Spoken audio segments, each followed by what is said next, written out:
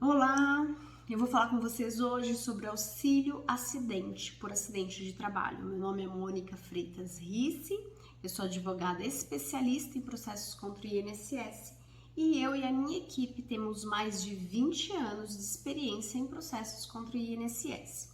E por que eu escolhi esse tema hoje? Porque eu fui consultada por alguns trabalhadores de uma empresa montadora aqui da região do ABC. Meu escritório fica na Grande São Paulo, na região do ABC, sobre a repercussão de uma medida provisória, a medida provisória 1113 de 2022, para quem recebe esse benefício. Então, eu não vou falar aqui como para advogados, eu vou tentar falar para o segurado, então eu vou usar expressões e termos mais comuns, porque eu quero que vocês entendam o que pode acontecer e como essa medida provisória pode repercutir na vida de vocês, tá bom?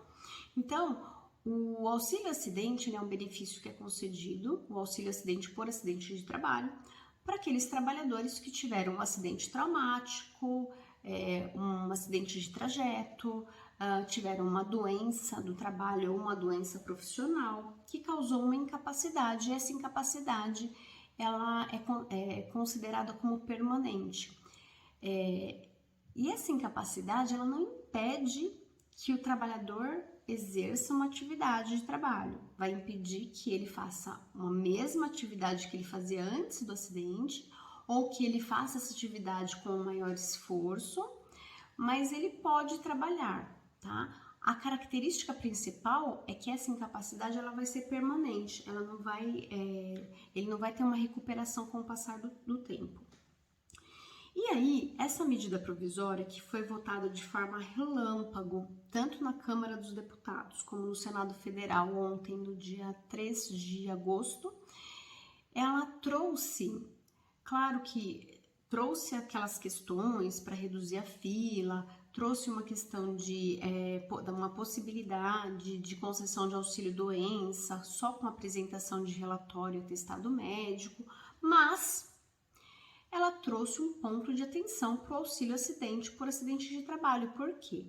Porque até hoje esse benefício era concedido e o INSS nunca mais chamava o segurado para fazer uma nova perícia. Por quê? Porque, como eu disse para vocês, é um benefício de natureza permanente, definitivo. Então, em tese, a pessoa que recebe esse benefício, ela não vai recuperar a saúde e o benefício vai ser cessado. Mas o INSS, agora, com essa medida provisória, tem um respaldo para chamar os segurados que recebem esse benefício para fazer uma perícia periodicamente, tá? Então, o que isso significa, Mônica?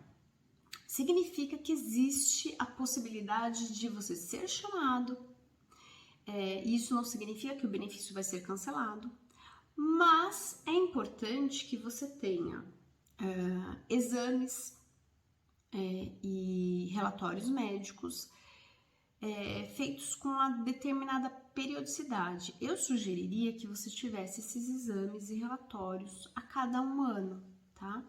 Porque se o INSS te chamar, você já tem relatórios, já tem exames para apresentar para o perito numa eventual perícia. Isso é claro que isso não é bom, isso que aconteceu não foi bom porque pode gerar um problema para alguns segurados, porque vocês voltam a depender de uma avaliação do perito médico do INSS, que é uma avaliação que nem sempre é tão profunda, porque uma perícia pode ser que seja feita em 5 minutos. Em alguns casos, em 5 minutos, o perito não tem condições de avaliar a capacidade de trabalho, principalmente porque ele não vai fazer uma vistoria lá na empresa, como foi feita, por exemplo, quando foi concedido o benefício, que vocês passaram por um processo judicial, foi realizada uma perícia e o benefício foi concedido. Mas os advogados que atuam na área de INSS, eles vão ter elementos para discutir a manutenção desse benefício. Por quê? Porque o INSS não vai poder simplesmente chamar vocês para fazer a perícia e fazer o cancelamento desse benefício. Eles têm que dar a oportunidade de defesa quando o benefício, quando for constatado recuperação, tá? Existe um processo, um procedimento previsto na lei e vocês vão ter oportunidade de recurso e de contestação. Isso na esfera lá na parte do INSS, sabe, na agência. Existe a possibilidade de recurso também, mas aí o recurso, eu particularmente não gosto muito de fazer recurso, eu prefiro que a discussão, se o INSS mantiver um cancelamento de benefício, eu prefiro entrar judicialmente para discutir, tá bom? Então, o advogado que é especialista nessa área vai utilizar de meios legais e dar a orientação correta para que vocês tenham uma defesa que viabilize e que possibilite a manutenção do benefício de vocês. Então, nesse primeiro momento, o que o segurado vai poder fazer? Principalmente quem está trabalhando, né, que tem um plano de saúde, mantenha exames e relatórios médicos em dia. E como eu falei, o em dia, 1 ano, eu acho que assim, é suficiente. O sonho seria a cada 6 meses ter um relatório, uma avaliação médica. Nós não sabemos ainda se essa medida provisória vai ser convertida em lei, porque a medida provisória, para que ela, embora ela hoje já esteja lá no texto da Lei 8.213, já tem a alteração em vigor lá no texto oficial da lei, mas é por medida provisória. Uma medida provisória, ela não vai vigorar eternamente, ela tem que ser convertida em lei. E o problema que a gente tem é que quem eventualmente for chamado no período de vigência da medida provisória vai ter a medida provisória aplicada ao caso concreto, tá? Então, a minha sugestão neste momento, e é a única coisa que o segurado pode fazer, quem recebe esse benefício pode fazer, é manter relatórios médicos e exames atualizados, né, pelo menos aí 1 vez por ano. E caso seja chamado para fazer uma perícia, que tenha a orientação de um advogado que atue na área previdenciária, né? Então, em alguns casos, vocês tiveram o benefício concedido através de um processo, então já tem um advogado, ou não necessariamente precisa ser o mesmo advogado, vocês podem contratar um outro advogado porque vai ser um outro processo. E muita gente também teve o benefício concedido pelo próprio INSS depois do cancelamento do auxílio-doença, que é o benefício que, em alguns casos, o segurado recebe antes do auxílio-acidente, tá? Então, mantenham relatórios médicos, exames atualizados, repito, com uma periodicidade de pelo menos 1 ano.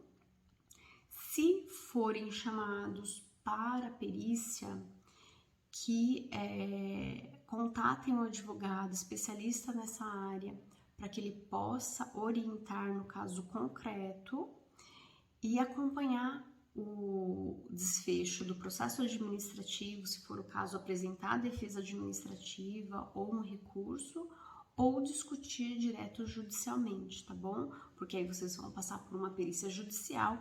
E quando a gente fala de auxílio-acidente por acidente de trabalho, é importantíssimo que as atividades que o trabalhador faz ou fazia quando teve o surgimento da doença, da incapacidade ou o agravamento dessa incapacidade sejam avaliadas. E um problema da perícia do INSS é que o INSS não vai até o local de trabalho, né? Então a gente já tem aí essa deficiência na perícia do INSS. A segunda deficiência que eu enxergo aí é que a medida provisória traz a obrigatoriedade da realização de uma reabilitação. Quem faz essa reabilitação é o INSS. O problema é que o INSS não tem estrutura nem para fazer as perícias, né? Ainda mais para treinar um trabalhador para ser readaptado em uma função ou para ser inserido em uma outra função, uma nova função, né? Então, ficam as minhas orientações E eu fico à disposição, se vocês quiserem comentar, fazer alguma pergunta nesse vídeo ou mandar no direct, porque às vezes a pessoa não quer se expor também, né? Então pode mandar no direct que eu e a minha equipe vamos orientar e ajudar vocês da forma que for possível, tá bom? Um abraço grande e até breve.